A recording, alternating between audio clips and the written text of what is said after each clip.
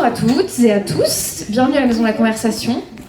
Du coup, moi je suis Alix, je suis responsable du développement et des partenariats ici à la Maison de la Conversation.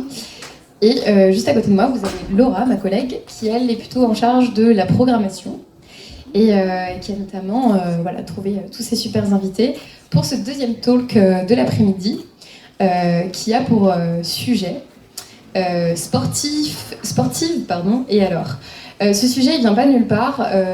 Dites-vous, lorsqu'on a décidé d'accueillir ce super projet de studio Adidas dans nos locaux, on a réfléchi à ce lieu comme un lieu où vous pourriez être toutes et tous à même de vous exprimer, tant artistiquement que sportivement.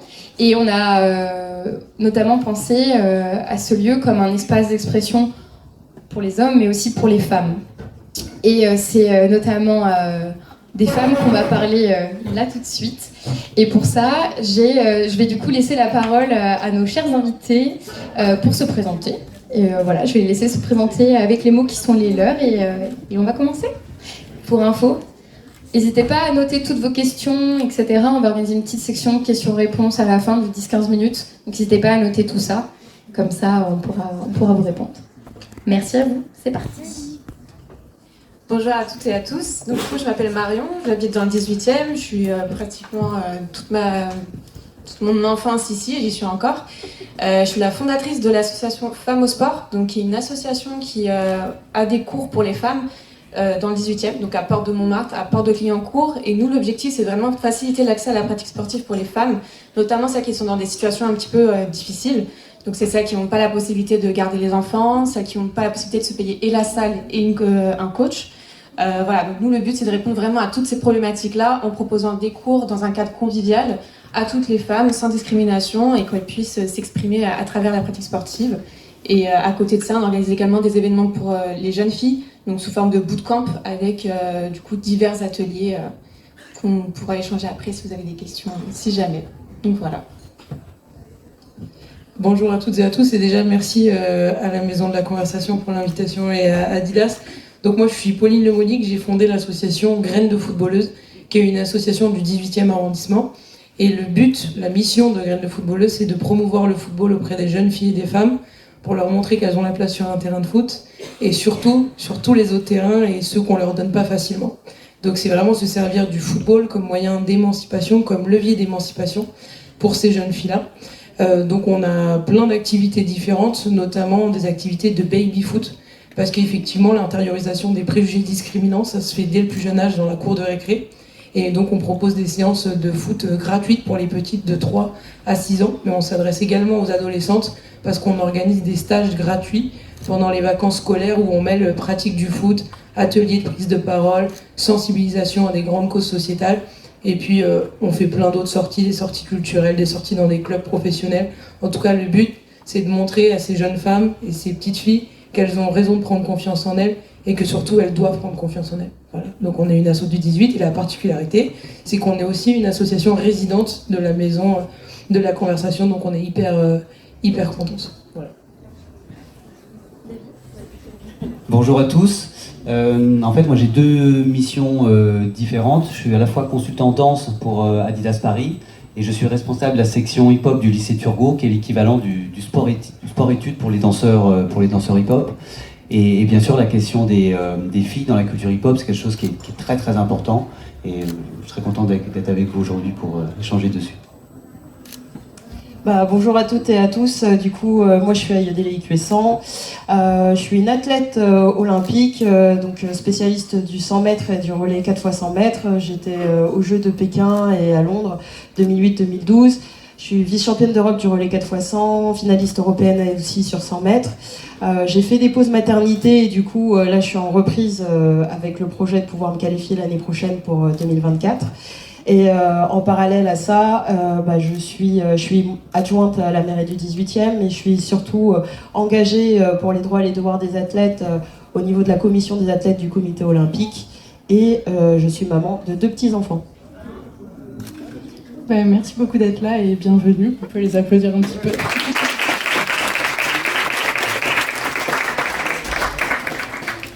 On va commencer avec un constat qu'on a fait en faisant des recherches avec Alix et aussi que j'ai fait en discutant avec Marion, qui est que le décrochage sportif des jeunes filles se fait principalement à l'adolescence, un peu en rentrant au lycée et en commençant à faire les études, nos études.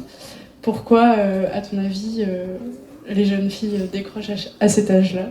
Alors, moi, ce que j'ai constaté, en tout cas personnellement, puisque du coup, forcément, je passais par l'adolescence, ce qu'il faut retenir, en fait, c'est que moi, j'ai été joueuse de volley, donc du coup, sport collectif. J'ai également coaché, donc du coup, j'ai accompagné des jeunes dans le cadre de leur pratique sportive. Et ce que j'ai vraiment... Enfin, il y a différentes histoires. Les premières, ça va être aussi que le corps change à cet âge-là. Donc des fois, en fait, physiquement, voilà, on n'est pas souvent à l'aise. On a aussi la partie un petit peu plus compétition, c'est-à-dire que les garçons vont plus se tourner vers la compétition, les filles un peu moins, donc il y a un intérêt qui va un peu être différent à cet âge-là. On va avoir aussi tout ce qui va être autour de la famille et des études. Donc là, souvent, l'entourage familial va privilégier, en tout cas pour l'environnement, pour l'accompagnement en tout cas, des jeunes filles, les études. Donc forcément, va peut-être moins à l'entraînement, va peut-être moins faire du sport, concentre-toi sur les études, aide la famille, aide à la maison. Voilà, c'est plein de discours comme ça aussi auxquels on est confronté. Et donc du coup, c'est ce qui fait un petit peu la différence, c'est le décrochage à cet âge-là. Et pour la petite histoire, donc du coup, moi j'ai entraîné dans le 19e. Et j'avais une joueuse qui avait un potentiel qui s'était fait repérer par l'équipe Île-de-France du coup. Et en fait, sa mère n'a pas voulu payer son adhésion. On ne sait toujours pas forcément pourquoi, mais par contre, celle du petit garçon qui va au club de foot, et forcément la licence de foot est beaucoup plus chère que celle d'une licence de volley, là, il n'y a pas trop eu de soucis. Donc voilà, c'est un potentiel qui s'est arrêté, donc c'est énormément dommage.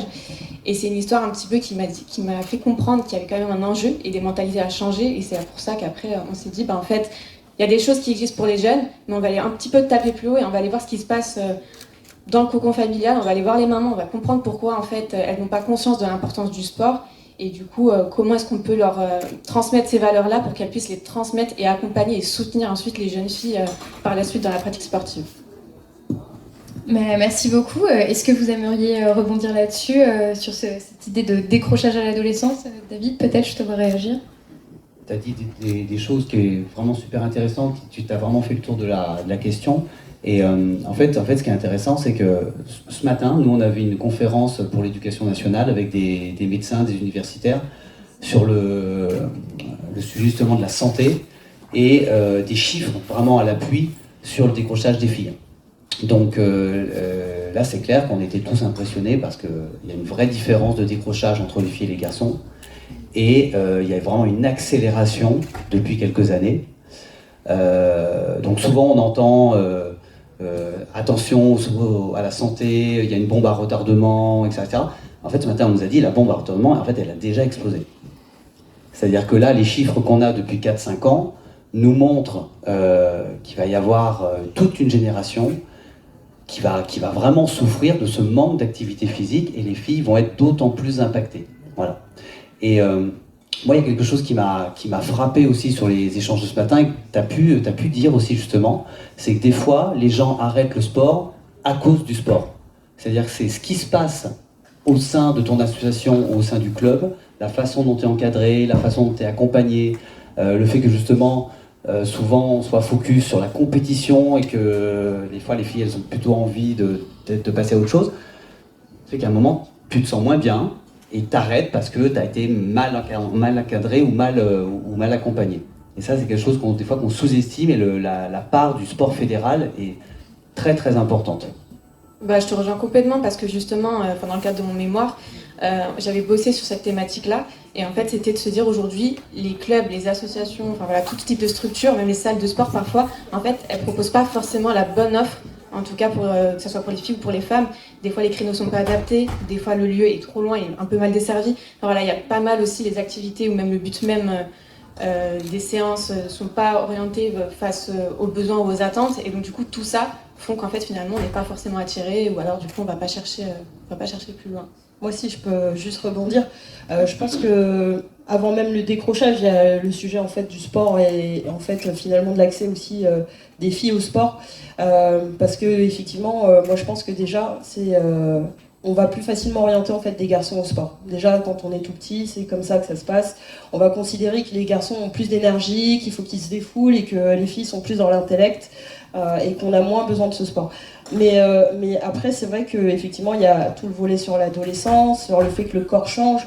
Et après, je rejoins peut-être pas complètement votre avis, mais je pense que c'est plus l'offre, tout simplement. Vous avez des jeunes filles qui ont envie de faire de la compétition, d'autres qui n'ont pas envie de faire de la compétition. L'idée, c'est de pouvoir aussi trouver un peu le cadre qui nous convienne et qu'on n'ait pas justement un choix qui nous soit imposé. Ça, c'est un peu ça aussi aujourd'hui la problématique, c'est que si on veut faire du sport loisir, eh ben, on n'a pas forcément le cadre pour le faire. Si on veut faire de la compétition, on va nous dire que c'est pas fait pour nous non plus. Donc c'est vraiment aussi changer les mentalités. Moi, je rejoins aussi sur le volet un peu famille. C'est comment est-ce que on se retrouve pas finalement dans cette injonction de se dire il faut qu'on fasse un choix. Très vite, il faut faire un choix. Il faut faire un choix, c'est soit le sport, soit les études. Moi, j'aime bien témoigner parce que justement, je fais partie un peu de cette génération où on s'est battu pour faire du sport de haut niveau et faire des études. Et dire aussi que c'est possible, il y a de plus en plus d'aménagements, on n'est pas obligé de choisir. Et c'est important en fait d'avoir le choix. C'est important parce que la carrière sportive, elle dure pas non plus 70 ans. Elle peut s'arrêter brutalement sur des blessures et que effectivement le milieu sportif, il peut être aussi compliqué. Et le fait d'avoir aussi soit un bagage scolaire, soit avoir choisi ce qu'on voulait faire après ou en parallèle, ça permet aussi de continuer à prendre du plaisir en faisant du sport. Et je pense que c'est ça qui est important, c'est de pouvoir se dire on a le choix. Si je fais du sport à haut niveau ou pas haut niveau, loisir, on le fait parce qu'on en a envie et que derrière on a assuré les études. Mais c'est vrai qu'il y a cette injonction qui est très très forte quand on est une fille de devoir réussir sur tous les fronts. Il faut réussir sur tous les fronts et à un moment donné, c'est vrai que on va mettre plus facilement le sport de côté et je pense que c'est plus ça aussi de partager aussi des parcours de femmes qui font les deux, mais même de mères aussi, je pense que c'est aussi important de dire qu'en fait on peut faire du sport et qu'on peut être épanoui en faisant plein de choses et que c'est pas parce qu'on est une fille que déjà on n'a pas les capacités pour faire de la compétition. On peut avoir des ambitions très fortes en compétition, on peut aussi, moi je pense, faut le dire, là, on parle de danse, il y a des battles mixtes, donc il y a des filles qui vont mettre aussi la pâtée à des garçons. Moi je fais du sprint, on fait des courses avec des garçons à l'entraînement que je vais doubler, que je vais battre, tout simplement. Donc on a aussi cet esprit de compétition, il faut juste qu'on ait le cadre qui nous permette de trouver en fait l'équilibre qu'on recherche dans notre pratique. Ouais, je souhaiterais réagir là-dessus parce qu'en fait il y a eu plein de choses très très vraies, je trouve. Il y a deux choses sur lesquelles je souhaiterais rebondir, c'est sur l'encadrement. Effectivement, il y a aussi, je pense, un gros travail à faire. Alors moi c'est dans mon sport, donc le football, mais c'est vrai qu'arriver à l'adolescence, il y a d'autres questions pour les jeunes filles et il faut qu'il y ait aussi des éducateurs et des éducatrices formés sur ces sujets-là pour que les jeunes filles puissent avoir des relais à qui parler et se sentent pas juste de leur côté avec des sujets tabous qui n'en sont pas finalement, mais on se rend compte que c'est aussi ça qui fait qu'elles s'éloignent de la pratique. Et aussi quelque chose qui a été brièvement évoqué, mais en tout cas, nous, je pense que dans toutes les assos aussi, mais ça occupe une place extrêmement importante, c'est la dimension inspirationnelle. C'est qu'en fait, moi j'ai commencé le foot en Normandie avec les garçons, donc aucun problème, en mixité, j'ai adoré. Et en fait, à l'âge de 13 ans, on m'a dit, il faut aller avec les filles. Mais là, mon monde s'écroulait un petit peu parce qu'en fait, juste j'avais aucune fille autour de moi qui joue au foot et j'avais aucune figure féminine autour de moi qui m'inspirait et qui pouvait me laisser penser que, ok, c'est possible, tu peux être une femme et jouer au foot. Et en fait, je savais pas. Et donc je pense que même s'il y a eu un énorme progrès, encore une fois, du côté de mon sport et même dans d'autres sports, la dimension inspirationnelle est extrêmement importante. Donc là, on a la chance aussi d'avoir des personnes qui peuvent témoigner de leur parcours. Et je pense qu'il faut s'en servir et se dire que c'est possible et que je pense que témoigner, aller échanger avec les jeunes aujourd'hui, leur montrer que voilà, on peut avoir un parcours de sportive, être une femme, c'est hyper important parce que c'est ça qui va leur donner envie de continuer. Je pense que c'est fondamental, le témoignage. Ok, merci beaucoup pour tous ces témoignages concernant cette question. Du coup, je me permets de rebondir sur ce que tu viens de dire, Pauline, avec cette dimension inspirationnelle, de trouver aussi des sortes de rôles modèles parmi des femmes de tout âge dans diverses disciplines et voir aussi ce que le sport a pu apporter à ces personnes, ce qu'elles ont pu faire des sports dans lesquels elles évoluent, que ce soit sur de la compétition ou bien sur d'autres aspects, notamment dans le milieu associatif. David, je me tourne vers toi parce que en tant que professeur chargé de la section excellence hip-hop au lycée Turgot, toi tu vois au quotidien des lycéens et surtout des lycéennes évoluer dans ce monde du sport et plus particulièrement du hip-hop. Est-ce que qu'est-ce que tu as pu observer, notamment vis-à-vis des lycéennes? Qu'est-ce que ça apporte, ce sport? Qu'est-ce que le hip-hop, plus particulièrement, leur apporte? Et est-ce que tu penses qu'elles sont en manque de rôle modèle? Après, l'intérêt, ce serait peut-être de vous avoir, mesdames, notamment dans le temps de questions-réponses. On serait ravis d'avoir vos témoignages à ce sujet. Mais toi, qu'est-ce que tu as pu observer de l'extérieur, d'un point de vue plutôt le professeur qui est là, qui observe ses classes une année après l'autre? Tout à fait. Je pense que en fait sur les danses hip-hop, la chance qu'on a vraiment, c'est que les garçons et les filles partagent les mêmes centres d'entraînement, les mêmes battles. Donc il y a vraiment une mixité qui est très très très importante. Voilà. Et je pense que on aura l'occasion justement de leur poser la question, mais il n'y a pas pour certaines cette question de savoir est-ce que je dois avoir un modèle féminin, est-ce que je dois avoir un modèle masculin. Je pense qu'il y a plutôt une notion de partage, de dépassement de soi. Et c'est pas pour rien d'ailleurs qu'on est sur une activité qui est vraiment à la frontière entre le sport et l'art. Il y a eu tout un débat là-dessus quand le break est rentré aux Jeux Olympiques. Moi je pense qu'il n'y a pas de débat à avoir en fait. C'est une chance énorme d'avoir une activité qui est justement entre les deux, ce qui laisse d'autant plus de place pour s'identifier, pour se donner des objectifs, pour se positionner au milieu de toutes les possibilités qu'on a autour de la danse. Bah, moi, si je peux rebondir, en fait, je partageais un peu cet état d'esprit, c'est-à-dire de se dire, je m'entraîne dans un groupe mixte avec des garçons, on s'entraîne tous ensemble, on s'identifie pas comme une fille ou comme un garçon, on s'entraîne ensemble. Mais c'est vrai que je pense que c'est un sujet aussi à l'adolescence, aussi quand on devient femme adulte, où en fait finalement ce qu'on est intrinsèquement, c'est-à-dire une femme avec tout ce que ça signifie, je pense que c'est des choses moi en tout cas que j'avais tendance à mettre de côté parce qu'on est dans un groupe, il n'y a que la performance qui compte et que tous ces points-là sont mis de côté. Moi là je suis maman et effectivement je pense que c'est des sujets finalement, est-ce qu'il faut attendre d'être en fin de carrière ou après la carrière pour se poser la question de comment ça se passe au niveau du corps, comment est-ce qu'on fait de la rééducation, comment est-ce qu'on revient au niveau. Je pense que ça c'est des sujets qu'il faut aborder beaucoup plus tôt pour que chacun puisse se dire en fait c'est vrai, je suis quand même dans une pratique sportive, je reste l'individu que je suis, mais je peux faire mes choix en tant qu'être humain au-delà du sport. Et je pense que la mixité, elle permet effectivement qu'on puisse être tous ensemble et pas se poser ces questions-là. Mais néanmoins, c'est vrai que je rejoins ce que tu disais sur former les encadrants, qui soient aussi en capacité d'entendre si vous avez vos règles ou pas vos règles, si tu as mal au ventre, si tu as de l'endométriose, si tu as des choses comme ça.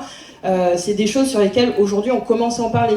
Jusqu'à présent, si tu arrivais en compétition et que tu avais tes règles, tu n'osais pas trop le dire à ton entraîneur, tu disais je suis un peu fatiguée, mais alors que du coup parfois il faut simplement adapter un peu l'entraînement, il faut adapter la récupération. Donc je pense qu'effectivement il y a ces sujets-là, on commence à se dire qu'on peut en parler, que les entraîneurs et les femmes entraîneurs peuvent aussi l'entendre, mais je pense que sur ça on doit encore progresser, que malheureusement la mixité, il ne faut pas que ça occulte le fait qu'on reste des femmes et qu'il ne faut pas qu'on se pose la question d'être une femme quand on arrive.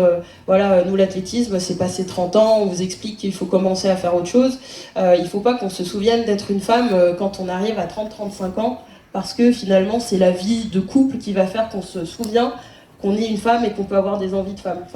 Donc je pense qu'il y a ces sujets-là dont il faut aborder au plus tôt, sans stigmatiser, sans quoi que ce soit, mais juste se dire je suis une femme, quand j'ai mes règles, du coup je dois adapter des choses. Si je suis fatiguée, c'est pas grave. Mon entraîneur, il doit l'entendre. Je peux avoir aussi une vie de couple, parce que ça, vous allez avoir aussi ces sujets-là, avec tout ce qui est contraception, parce que du coup, il y a quand même un fait qui est une femme peut tomber enceinte, et du coup, c'est un sujet qui peut aussi impacter aussi la manière dont vous allez vous préparer et comment l'entraîneur va aussi vous encadrer. Donc voilà, ça c'est vraiment des sujets, je pense qu'il faut en parler très librement, et on le fait de plus en plus, mais il faut continuer à en parler.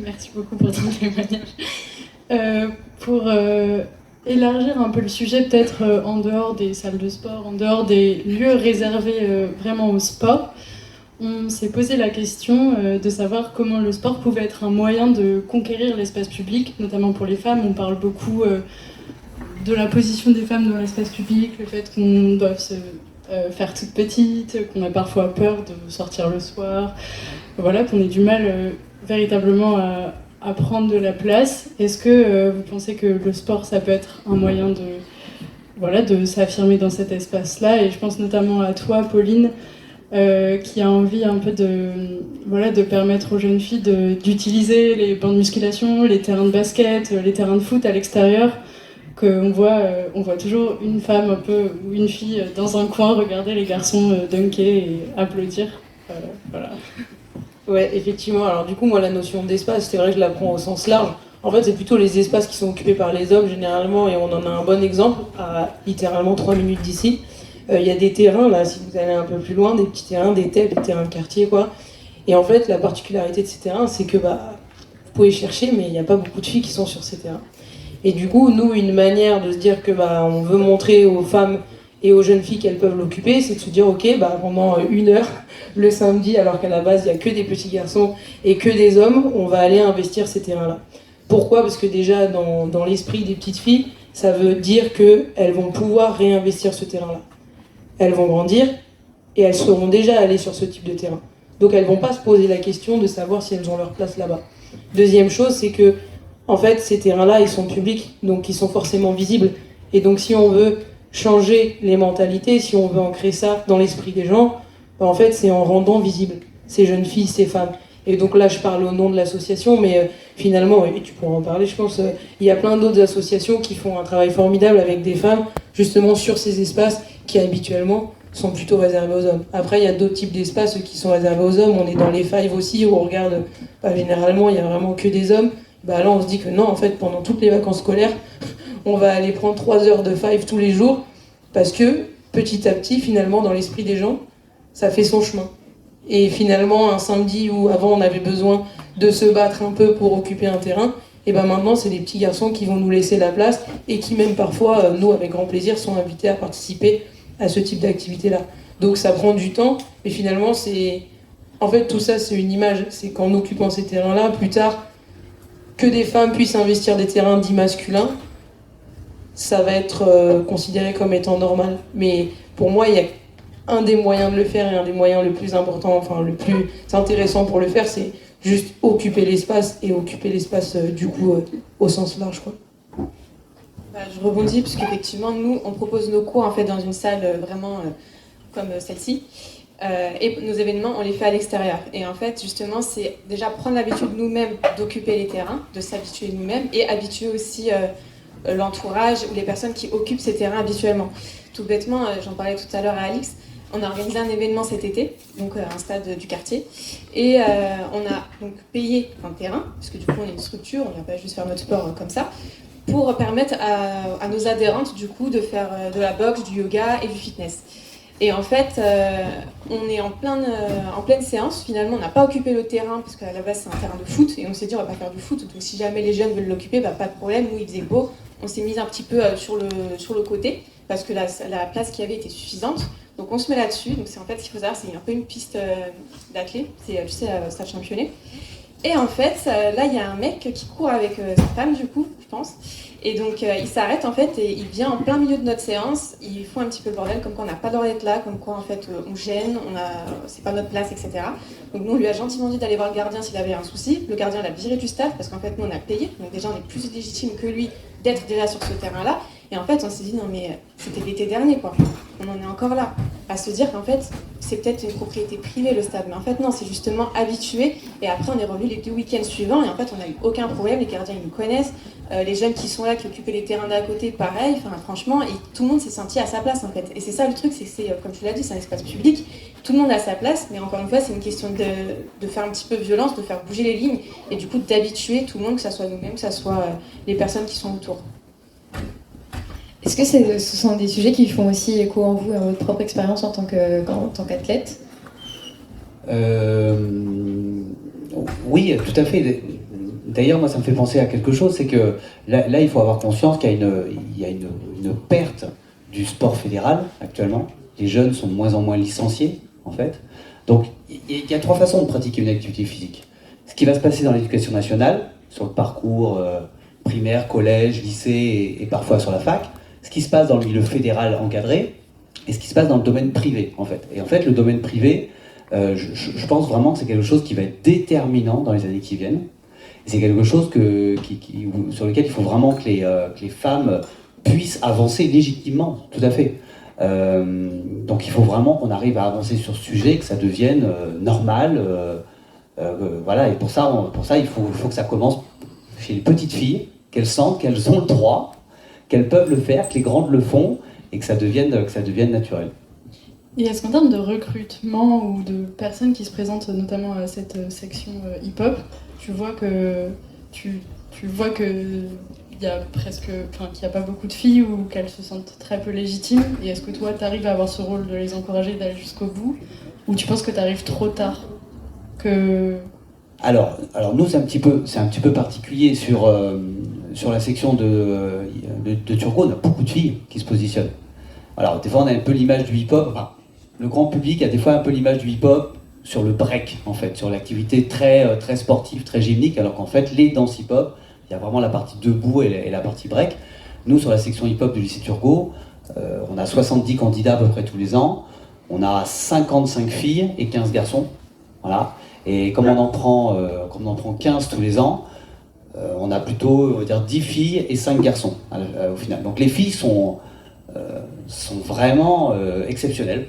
Je le dis, voilà, il y en a certaines qui sont là aujourd'hui, mais je trouve que les filles en danse sont vraiment exceptionnelles, et il faut leur dire en fait. Ça, je pense, c'est aussi important. Il faut être capable de dire aux petites filles, ou quand elles sont plus grandes, vous êtes fortes, vous êtes exceptionnelles, allez-y, continuez quoi. Voilà. Et tu observes ce dilemme sport-études très fort, enfin beaucoup de qui se demandent si est-ce qu'elles veulent continuer leurs études ou si elles sont vraiment très fortes dans le hip-hop. Alors, encore une fois, sur le hip-hop, on est sur une activité qui est particulière. Il y a encore 2 ans, il n'y avait pas de fédération, donc c'était complètement underground. Il y a maintenant une fédération, mais pour le break. Les danses debout, pour l'instant, il y a un espace un petit peu de réflexion, on va voir ce qui se passe dans les années qui viennent. Mais surtout, il n'y a pas de diplôme. Voilà. Tu peux pas dire après le bac, je vais faire un diplôme pour être chorégraphe, ou il n'y a pas de diplôme officiel, il n'y a pas de brevet d'État en fait. Voilà. Donc c'est sûr que y a une question, il y a des questions, les familles se questionnent. Est-ce que le monde artistique, ça va vraiment être le bon choix pour mon enfant?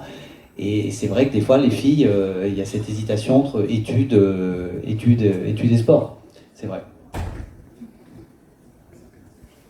Du coup, si je peux juste rebondir sur l'espace, je pense que c'est déjà, c'est Adidas qui organise, donc voilà, je pense qu'il y a plein de sujets au niveau du sport. Il y a effectivement encourager les filles, les femmes de tout âge, les mamans à faire du sport, mais je pense aussi qu'il faut déjà soutenir celles qui en font.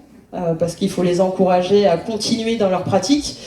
C'est quand même un volet qui est très important, qui va faire qu'à un moment donné, on va dire, entre aller travailler, remplir son frigo et faire du sport, on va quand même faire le choix de plutôt remplir son frigo. Donc je pense que ça, c'est aussi des sujets sur lesquels nous, les sportives, mais d'autres aussi, il faut qu'on prenne un peu plus encore la parole sur ces sujets-là. Parler aussi des parcours, je pense qu'il faut aussi encourager. C'est tout bête, hein, mais soutenir aussi les sportives de tout niveau dans leurs engagements, soutenir les associations qui font plein de choses sur le sujet, parce qu'aujourd'hui on est quand même très très loin de voilà, où vous allez, tu disais là juste à l'instant, voilà, on a des TEP, on a des terrains, on va avoir quand même moins de femmes, on va aller dans une salle de muscu, moi ça me fait énormément rire, vous allez commencer à charger une barre de muscu pour faire des squats. Vous allez avoir justement des remarques ou des gens qui vont dire mais attention, tu vas te casser le dos, alors que en fait ils connaissent ni notre pratique, ils savent pas ce qu'on vient faire, ils ne connaissent pas notre niveau, mais ils partent d'un a priori que en fait on n'a pas à être là. Donc oui, il faut effectivement s'imposer, mais c'est pas forcément facile pour tout le monde, et je pense qu'effectivement les cours collectifs, quand on est plusieurs à se retrouver à un même endroit pour parler du sport, pour se faire plaisir. Moi, je sais que ça m'arrive parfois où je vais rencontrer des groupes de mamans et je fais un peu d'initiation à de l'athlétisme. Alors, je leur montre des gammes, je leur montre comment on fait des accélérations, je leur montre des positions de départ. Et du coup, en fait, elles font du sport sans se rendre compte qu'elles font du sport. Et c'est ça aussi, parce qu'en fait, il y a la pratique sportive qu'on peut voir en compétition, et puis il y a juste le fait de bouger, en fait. Tout simplement bouger, même marcher, c'est faire du sport. Mais c'est juste prendre du temps pour soi, et ça c'est important, et je pense que c'est ça aussi, c'est de commencer pour les personnes qui sont le plus éloignées du sport, de juste dire, prenez-vous 30 minutes par-ci, 1 heure par-là, faites-vous du bien à la tête, juste pensez à vous, soyez un peu égoïste quelque temps, parce qu'on a le droit d'être égoïste un peu, et amusez-vous quoi. Et je pense que c'est ça qui va faire qu'avec toutes les initiatives, qu'on va pouvoir aussi apporter un message différent aux petites filles, c'est-à-dire de dire en fait tu fais du sport, si tu as envie, oui tu en fais, et si tu veux faire du haut niveau tu fais, si tu n'as pas envie tu fais pas, mais c'est ton moment à toi, tu as le droit, et je pense que c'est ça aussi qui fait que petit à petit peut-être qu'on va réussir à avoir plein de petites filles qui vont bouger, qui vont courir, qui vont s'amuser. Moi j'emmène, j'ai 2 enfants, j'ai une fille et un garçon, je les emmène courir, voilà, il y a pas de... et ils courent, puis c'est bon pour eux, après ils sont fatigués, ils dorment, c'est parfait. Mais voilà, je pense que c'est ça qu'il faut dire, c'est d'abord ludique, c'est pas faire du sport comme on peut le voir, où c'est dur, où on sait pas. En fait, c'est vrai, c'est d'abord un jeu. Il faut s'amuser. Et si on prend du plaisir à faire ce qu'on fait, on va revenir la fois d'après. Et c'est ça qui va faire qu'on va changer un peu aussi cette vision du sport. Merci beaucoup à vous 4 pour tous ces échanges et pour cette vision aussi qui est la vôtre sur le sport et notamment le rôle que le sport peut jouer dans la vie des femmes aujourd'hui. Je me permets, il nous reste à peu près 30 minutes et je pense qu'il y a pas mal de questions qui ont pu naître, ou bien c'est des témoignages. On serait très heureuse aussi d'avoir vos témoignages, notamment ceux des jeunes filles qui sont dans l'assemblée. Donc voilà, donc il y a ma collègue Elsa qui se trouve, Alisa qui se trouve juste ici, qui va prendre le micro, qui va venir à votre rencontre. N'hésitez pas à faire signe si vous avez des questions ou si vous le souhaitez, ça peut être aussi sous forme d'échange informel avec tout le monde. C'est comme vous préférez. N'hésitez pas à lever la main si vous avez des questions, si vous souhaitez réagir. Moi, je serais curieuse d'en apprendre plus sur les jeunes filles de la section hip-hop, notamment, du lycée Turgot, mais à vous de voir, mesdames. On n'a que des timides. Ah non, super. Pas nécessairement pour mon témoignage, mais c'était surtout pour vous, j'ai une question. Quelles études vous avez fait, combien de temps ça a duré, comment vous avez réussi à gérer avec votre pratique sportive? Alors moi j'ai fait comme étude, du coup j'ai fait un bac S, je crois que c'est toujours S, non ça a changé, ouais ça a changé. Du coup j'ai fait un bac S, j'ai tenté une année de médecine mais c'était vraiment trop compliqué avec le sport. J'ai fait une licence de biologie à Jussieu. Et après, je suis partie faire un master en école de commerce que j'ai fait en apprentissage. Donc sachez-le, vous pouvez faire des écoles de commerce en alternance si vous n'avez pas les fonds financiers. Et comment j'ai fait? En fait, j'ai pas eu d'aménagement moi ni au collège ni au lycée. Donc du coup, je m'entraînais le soir et je faisais mes devoirs après. À la fac, c'était à peu près la même chose. Donc c'était pas forcément évident, mais ça me demandait effectivement parce que moi, mes parents, la priorité c'était les études. Donc en fait, tant que les études ça allait, je pouvais faire mon sport. Et donc je travaillais le soir, je m'organisais comme ça.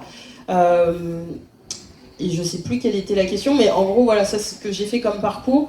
Et aujourd'hui, ça me permet de travailler dans ce que j'ai envie de faire. Je pense que c'est important de dire qu'aujourd'hui, il y a un peu plus d'aménagement. C'est plus facile aussi d'aménager le cursus.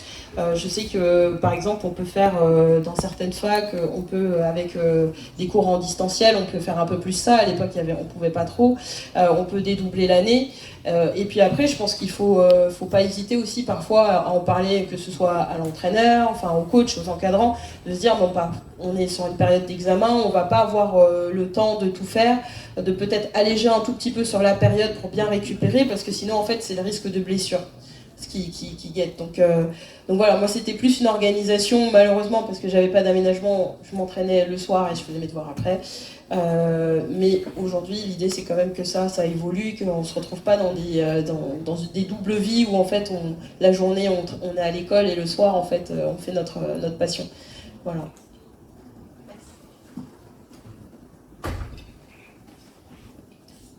Est-ce qu'il y avait d'autres questions, même des personnes qui souhaitaient réagir à cet échange à vous de me dire. Ah, au fond là-bas.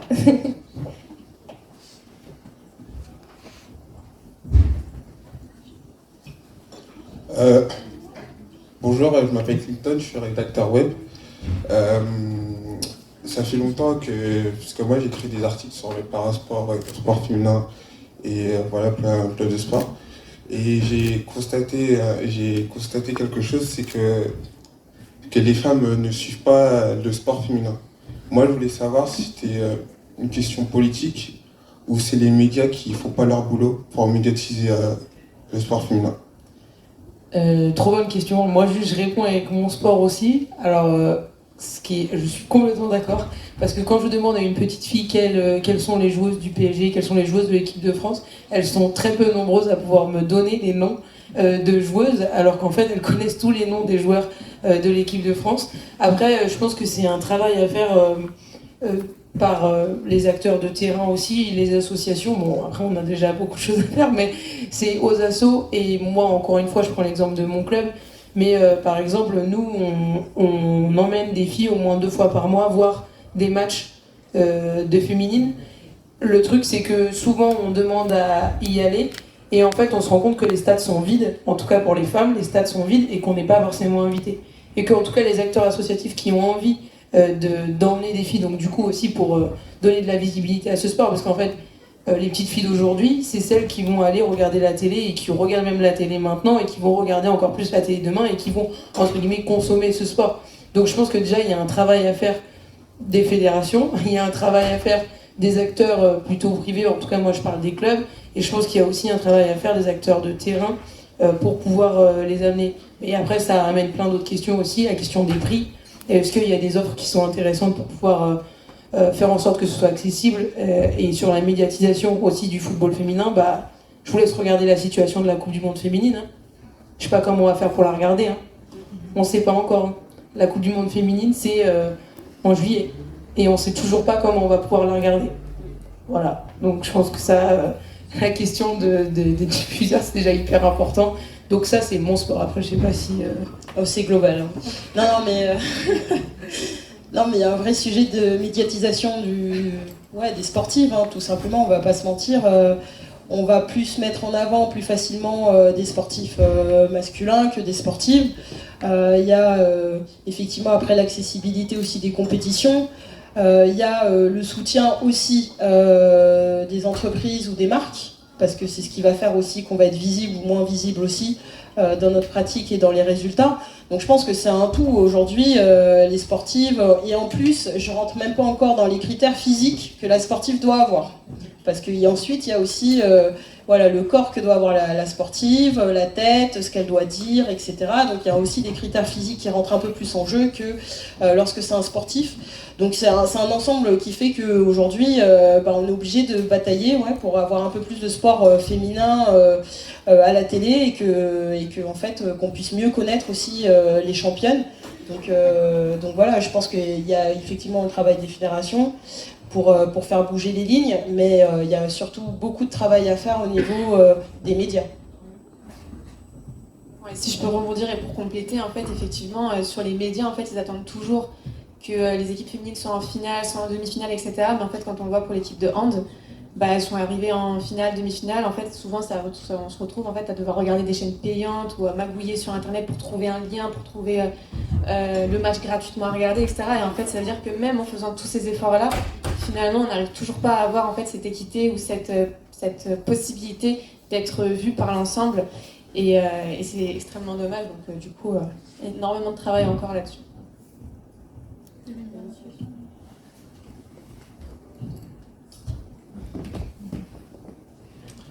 Bonjour, je me nomme Borin Kamdia, blogueur, promoteur de 2 blogs, donc un dans le sport et un autre dans l'art et la culture. Alors ma question c'est, en tant que femme, comment on prépare et comment on appréhende sa carrière sportive. Autant dans le football, autant dans l'athlétisme.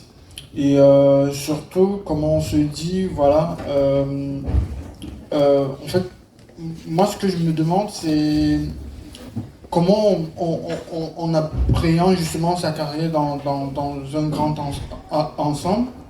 Et qu'on se dise, voilà, est-ce que je vais avoir un mari, est-ce que je vais avoir des enfants? Et traverser cette transition entre avoir un enfant et reprendre sa vie de sportive, ou ne pas avoir d'enfant, continuer sa vie de sportive. On a, au championnat du monde de judo, on a vu comment la championne allaitait son enfant le jour même de la compétition et tout. Donc, comment on prépare ça?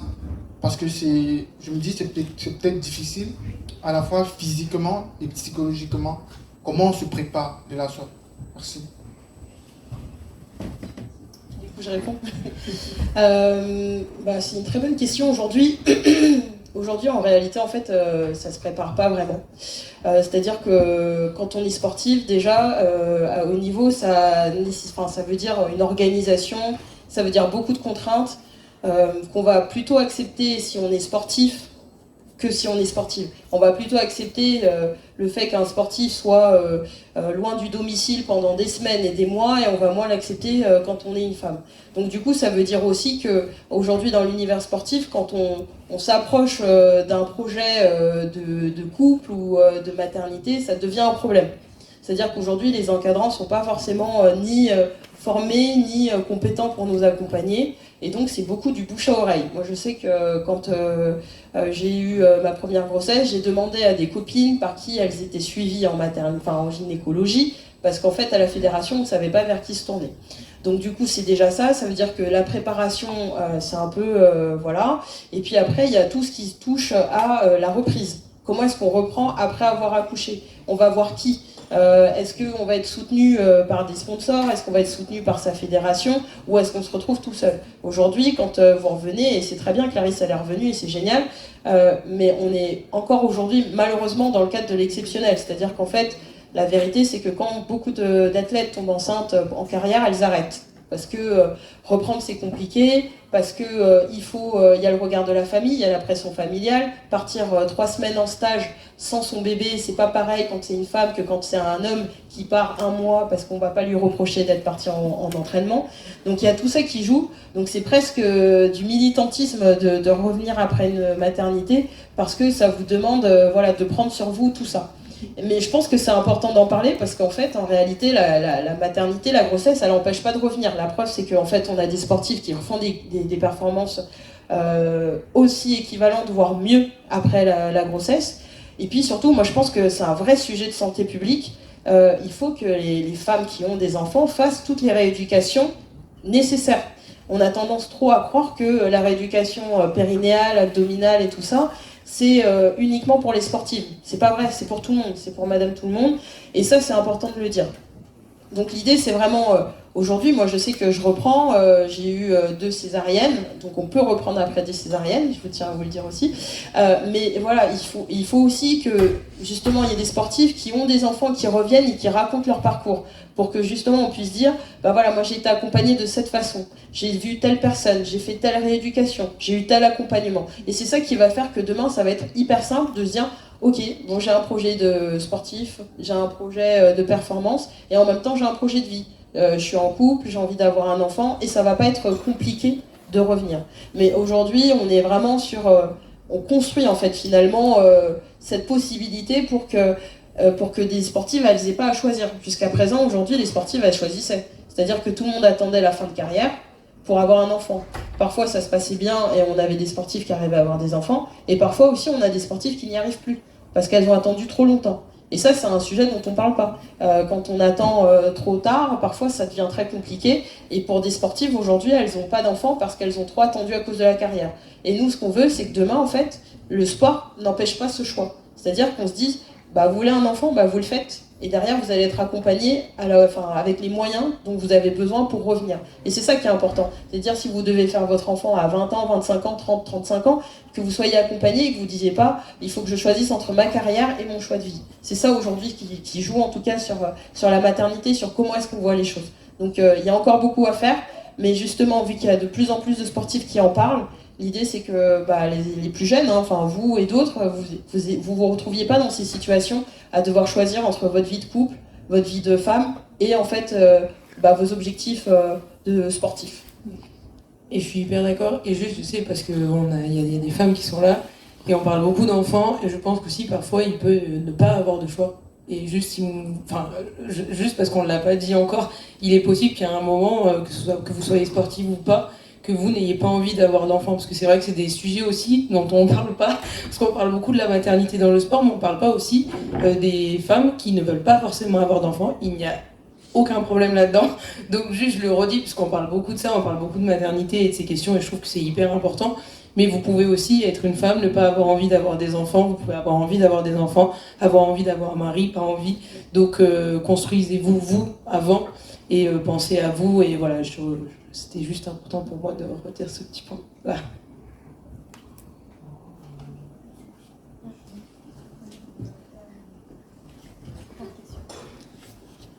Ok, bonjour à tous. Donc moi je suis Siti, je voulais rebondir par rapport à tout ce que vous avez dit. Je suis coach sportif et experte en pilates. Et c'est vrai que quand je suis tombée enceinte, le gynécologue il me dit mais j'ai pas besoin de coach parce que pour moi c'est très compliqué de gérer une femme qui a donc une tablette, une sangle abdominale incroyable. Et quand il m'a dit ça, je me suis dit donc j'ai pas le droit de tomber enceinte, mais c'est quoi ces conneries? Il me dit vous êtes la première sportive qui rentre dans mon cabinet. Donc je suis restée avec lui, hein, et puis lors de l'accouchement, j'ai demandé, comme tout le monde, mes 10 séances pour donc, ma rééducation périnéale. Et là, je tombe sur le kiné qui me dit, mais vous n'avez pas besoin de rééducation. Au bout de 2 séances, il m'a dit, bye bye. Alors moi, j'ai dit, non, il est hors de question que je vous donne mes 10 séances et que je rentre chez moi. Donc je me levais toutes les semaines avec ma fille qui avait à peine 2 mois. Et c'est vrai qu'aujourd'hui, quand je me rends compte l'incompétence, entre guillemets, des médecins, en fait, ils ont du mal à rééduquer certaines femmes. Et donc moi, j'ai ouvert mon studio pas très loin, dans le 18e, à Port-de-la-Chapelle. Et les femmes qui viennent me voir n'ont même pas cette connaissance de leur corps. Elles apprennent à écouter leur corps. Je leur apprends aussi à stimuler un petit peu cette respiration qui permet aussi de déstresser.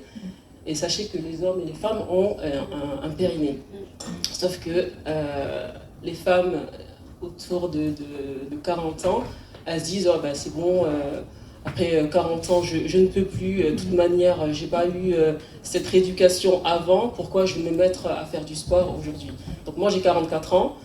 Ça fait 13 ans que je fais du pilates, ça fait 13 ans que je me considère comme une athlète, mais pas de haut niveau, hein, mais voilà, je cours, je fais de la musculation, je tire, je pousse, enfin voilà. Et c'est vrai que l'expertise que j'ai aujourd'hui me permet en tout cas de vivre mieux, de mieux vieillir et surtout de me dire si je pouvais amener et accompagner toutes ces femmes qui ont du mal justement à reprendre confiance en elles parce qu'elles ont une diastasie, parce qu'elles n'ont pas su en tout cas à quel moment il fallait donc se remettre au sport. Je serai donc la première à aider ces femmes et surtout à revaloriser un petit peu leur corps. Voilà.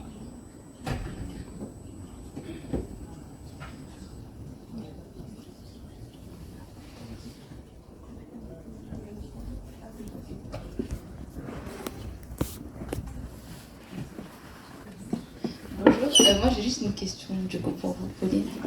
Quand on parle de graines de footballeuses, on parle de l'association avec Oriane Jean-François, c'est ça? Ok, super. Je voulais savoir, le but de l'association, c'est quoi concrètement? C'est d'amener les petites filles jusqu'au club, c'est de pouvoir à un moment donné les faire signer, de leur faire rencontrer des recruteurs. D'ailleurs, non, pas du tout. On n'est pas du tout sur ce truc-là, c'est ça? Alors nous, on n'est pas du tout axé sur la performance. Okay. C'est vrai qu'on a, du coup tu l'as cité, on a une marraine qui est au PSG, toujours dans cette dimension inspirationnelle. Juste pour info, c'est Oriane Jean-François. Et c'est vraiment une jeune footballeuse qui progressivement a passé toutes les étapes et qui maintenant a été sélectionnée en équipe de France, donc on est hyper contente pour elle. Notre but, c'est pas du tout d'être un pôle de recrutement. Après, par la force des choses, comme on a de plus en plus de filles qui passent par l'association, bien sûr, on en connaît des filles qui sont maintenant à Clairefontaine et qui, j'espère pour elles en tout cas, pourront arriver au plus haut niveau. Mais notre but, nous, c'est vraiment d'agir là où on pense qu'il y a un déficit à un moment. Je citais le baby-foot féminin, mais c'est vrai que, tu vois, il y a des sections de baby-foot, mais généralement, il y a beaucoup de petits garçons. Et en fait, à la maison, on met plus spontanément un ballon dans les pieds d'un petit garçon que dans les pieds d'une petite fille. Et dans les cours de récré, la cour, elle est hyper segmentée, où tu as les filles qui sont sur un côté et les garçons qui occupent le terrain de foot. Et en fait, la petite fille qui va aller dans une section de baby-foot, déjà, il n'y en a pas dans tous les clubs, mais la petite fille qui va aller dans une section de baby-foot, elle va arriver et il va déjà y avoir un écart de niveau. Et en fait, à ce moment-là, elle va reculer, elle ne va pas vouloir y aller parce qu'elle n'a pas eu ce sas dans lequel elle se sent en confiance. Donc typiquement, sur ce type d'activité-là, on est là pour leur donner confiance et après les réorienter derrière vers des clubs. Et tu vois, sur les stages qu'on organise pendant les vacances, il y a des joueuses qui sont déjà en club, mais qui viennent nous voir parce qu'elles recherchent des relais, des soutiens pour échanger avec les bénévoles. Tu as des joueuses qui sont dans des clubs extrêmement compétitifs à Paris et qui justement ne jouent pas beaucoup et qui ont besoin d'être assurées. Et puis tu as le troisième type de joueuses qui sont pas du tout dans le football actuellement et ça leur sert de pied à l'étrier pour qu'après elles puissent aller dans les clubs. Donc vraiment, nous, c'est démocratiser la pratique pour le plus grand nombre et j'espère qu'il y ait de plus en plus de licenciés dans le 18e et partout d'ailleurs, parce que là on est à Paris, mais on espère un peu bouger. Donc c'est pas du tout la performance, mais on les emmène quand même dans des clubs pro, pas pour qu'elles puissent aller au haut niveau. Parce que tout à l'heure, il y a quelqu'un qui a dit, je sais plus, est-ce que c'est trop tard pour les ados? Ouais, c'est toi qui as dit, est-ce que c'est trop tard? Et en fait, il y a un truc, nous, qu'on a constaté, en tout cas avec les ados, c'est qu'il y a un espèce de déficit informationnel pour les filles quand elles arrivent à l'adolescence. Elles sont pas forcément au courant, comme les garçons, de qu'est-ce que c'est la différence entre un pôle espoir et une section sportive, par exemple. Elles savent pas la différence. Elles savent pas comment rentrer dans ces sections-là. Et elles n'ont pas, dans le cadre du football chez les hommes, chez les garçons, il y a souvent, ça se développe de plus en plus, les recruteurs, etc. Mais tu vois, il y a souvent un chemin tout tracé, même s'il y a des gens qui sortent un peu du cadre. Mais en tout cas, on a l'information, quoi. Et très très jeune. Alors que les filles, elles l'ont pas. Et donc, du coup, nous, on fait en sorte de les emmener dans des clubs pro pour que, déjà, les femmes, elles puissent expliquer. Et puis, je finis après là-dessus, mais on est obligé de les amener dans les clubs pro parce que sinon, elles nous disent toutes, je veux être footballeuse professionnelle. Donc, elles oublient l'école, sauf qu'on leur dit le double projet, c'est hyper important. Et quand bien même vous êtes footballeuse professionnelle, à moins d'être au PSG ou à l'OL, regardez le documentaire Sur la touche, ça s'appelle Sur la touche, de Stéphanie Rock. Et il y a des joueuses de l'En Avant Guingamp, je crois, qui sont obligées de faire des ménages le soir pour pouvoir continuer à jouer au meilleur niveau français qui est la D1 Arkema. Donc en fait, tu vois, c'est vraiment pas la performance, mais c'est juste leur dire, les filles, en fait, c'est chaud, mais vous pouvez y arriver, mais c'est chaud, il faut aussi bosser à l'école. Voilà. On va prendre deux dernières questions. C'était juste, tout à l'heure vous avez parlé de la valorisation des femmes dans le sport. Et à quoi, à part les médias et tout, à quoi elle est due cette dévalorisation des joueuses En fait, c'est historique. Ce qu'il faut savoir, c'est que à la base, en fait, les femmes, elles faisaient pas de sport, tout simplement, ou elles s'en faisaient très peu. En fait, les femmes pouvaient faire certains sports, par exemple du tir à l'arc, parce qu'on considérait que c'était des sports un peu bourgeois et que les autres sports déformaient le corps. Il y a eu très longtemps un peu cette idée qui disait que si les femmes faisaient du sport, ça allait déjà déformer leur corps, qu'elles n'allaient pas pouvoir avoir des enfants, que ça allait les détourner du projet familial, à savoir se marier et avoir des enfants. Et donc, voilà, historiquement, c'était ça. Et en fait, les femmes, on voulait pas qu'elles fassent du sport. Après, il y a eu, je sais pas si vous connaissez Alice Mia, mais Alice Mia, du coup, c'est cette femme qui a créé les premiers Jeux mondiaux féminins en 1922 et qui se battait justement en disant il faut que les femmes puissent faire du sport. Et ça, ça a été un combat qu'elle a mené en 1922, où elle était déjà opposée, enfin pas opposée, mais elle luttait un peu avec cette vision du baron de Coubertin qui disait bah non, le sport c'est que pour les hommes et les femmes peuvent faire que certains sports. Et faut savoir que Alice Mia, elle est morte vraiment dans l'anonymat, toute seule, et que à cette époque, tout le monde trouvait ça normal que son projet ait un peu échoué, ait été mis sur la touche. Donc en fait c'est ça, c'est que historiquement on part quand même de ce passif-là, à savoir on se bat tout simplement déjà à la base pour pouvoir faire du sport. Donc en fait ça s'est fait progressivement au fur et à mesure des Jeux Olympiques, on a pu avoir des disciplines femmes au fur et à mesure, mais on part de beaucoup plus loin. C'est-à-dire que là quand on parle des Jeux Olympiques, on se dit que ça fait pas très longtemps que dans certains sports on a des épreuves féminines. Donc du coup, ça veut dire qu'on n'a pas tout l'écosystème sportif comme peuvent l'avoir les autres sports et certaines disciplines masculines. Donc on part vraiment de ça.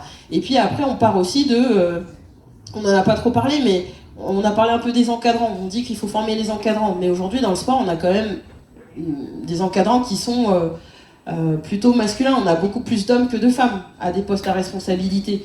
On a plus d'hommes aussi autour des sponsors. C'est quand même plus eux qui décident. On a plus d'hommes dans les médias. Donc en fait, il y a tout ça aussi qui est en train de se jouer, c'est-à-dire de faire en sorte qu'on ait aussi plus de femmes qui s'engagent dans les clubs, plus de femmes qui deviennent entraîneurs, plus de femmes qui deviennent arbitres, plus de femmes qui deviennent présidentes de clubs, plus de femmes journalistes aussi, plus de femmes à la tête de médias. C'est ça qui se joue et ce qui va faire que demain on aura effectivement plus de visibilité, mais pas que.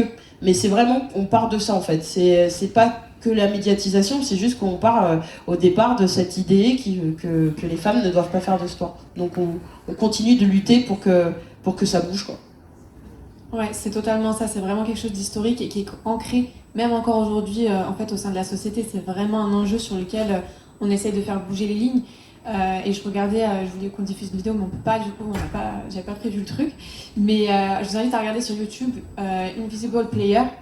Je vous spoil pas, je voulais juste regarder, mais même moi, en tant que sportive, en tant que femme, j'ai eu des frissons à la fin de la vidéo. Je me suis dit, ah ouais, en fait, la société, elle nous met un peu dans des cases. Ou même nous en tant que femmes, en fait, des fois, on oublie en fait qu'on a le droit aussi de faire d'autres choses, qu'on a notre place aussi sur certains endroits. Et en fait, c'est vraiment se dire qu'il faut qu'on change ces mentalités-là. Encore une fois, c'est vraiment tout est dans ces habitudes-là. Je suis hyper d'accord. Et du coup, la raison pour laquelle je pense que c'est important, c'est ces tables rondes et tout. En fait, c'est juste, on intériorise beaucoup de choses en tant que fille et femme. Et en fait, on se rend pas compte, mais on parle des barrières financières, des barrières culturelles qui nous empêchent de faire un sport, mais en fait, il y a la barrière qu'on ne voit pas, qui est la barrière de la confiance. Et la barrière de la confiance, malheureusement, elle existe parce qu'on a intériorisé plein de choses. Et donc, je pense que là, aujourd'hui, on est tous d'accord pour dire que, en fait, on va pas attendre qu'on nous donne une place. Je pense que la différence maintenant, c'est que c'est à nous de prendre la place. On nous la donne pas, c'est pas grave, en fait. On va aller la chercher quand même. Et je pense que c'est aussi ça, cette mentalité à changer, de dire on va pas attendre des autres qui nous donnent, qui nous ouvrent enfin la porte. Si on attend ça, je dis pas de forcer trop non plus, mais en fait prenons la place et n'ayons pas peur de la prendre. Parce que nos propres limites, c'est aussi nous qui nous les fixons. Il y a un environnement qui parfois est compliqué et on a des barrières, c'est vrai, mais déjà en occupant le terrain et en étant nous-mêmes persuadés que ok, on y va et on peut y aller en fait. À partir de ce moment-là, on changera les choses. Mais ça vient de nous et de chacune d'entre nous. Et bien évidemment, c'est pas un combat contre les hommes, c'est de la coopération et je pense qu'on se rejoint tous là-dessus de dire que voilà, c'est pas un affrontement perpétuel, c'est juste faire avancer les choses tous ensemble, je pense.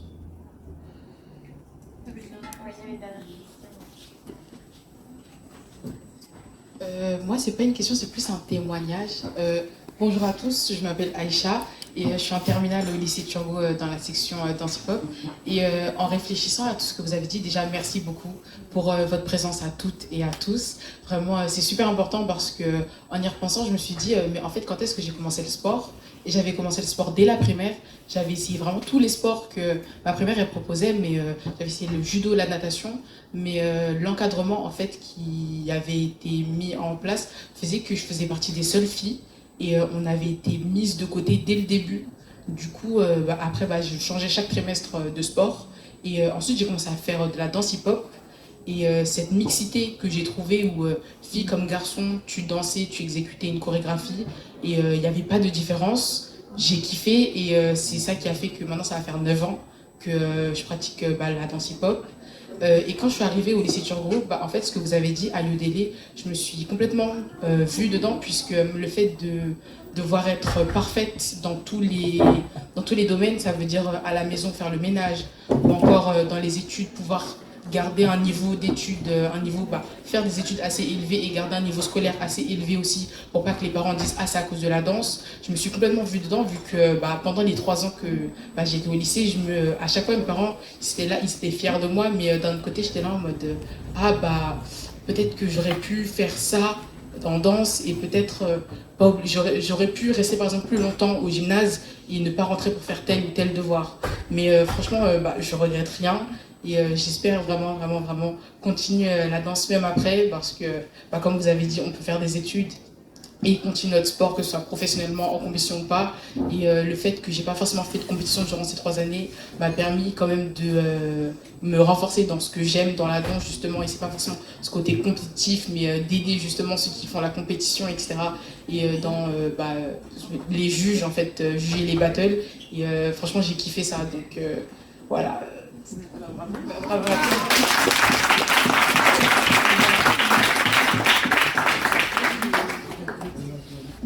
Merci à vous tous, à vous 4 d'avoir été présents. Merci à toi pour ton témoignage et à vous pour vos questions. C'était super intéressant. J'espère que vous ressortez enrichis de ces échanges et que voilà, on est prêt aussi à reconquérir l'espace public et les salles. Et voilà, on est là en tant que femmes, on est prête. Je crois bien. Allez.